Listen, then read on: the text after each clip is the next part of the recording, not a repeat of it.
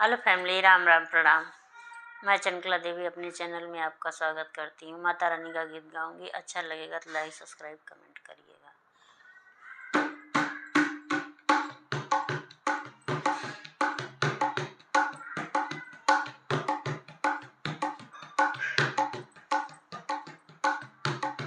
चला चली मैया के मंदिर हो रामा, चैत महीनवा।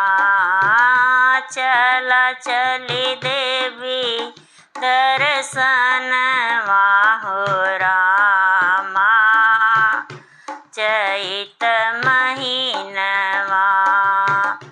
चैत महीनवा हो, चैत महीनवा।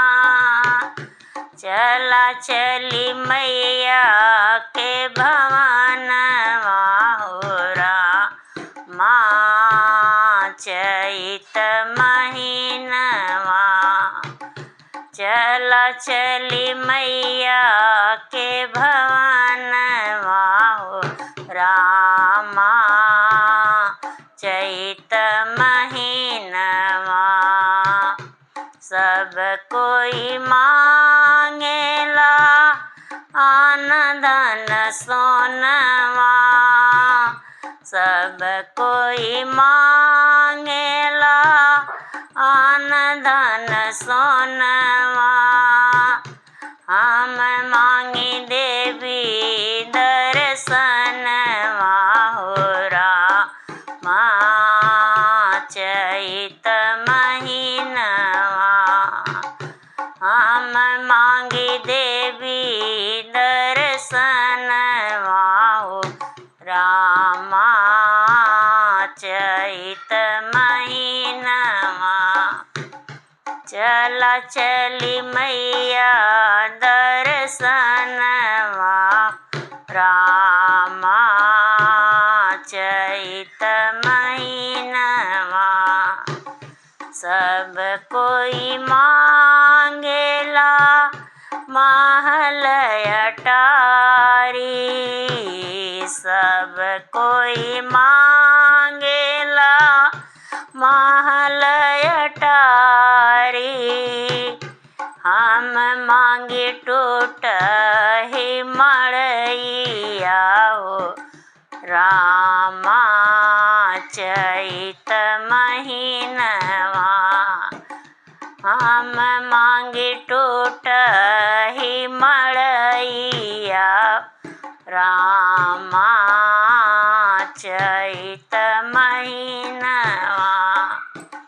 चला चली देवी दर्शन हो रामा, चैत महीनवा। सब कोई मांगेला सोना चांदी, सब कोई मांगेला सोना चांदी। हम मांगी अवध सिंदूरवा हो रामा, चैत महीनवा।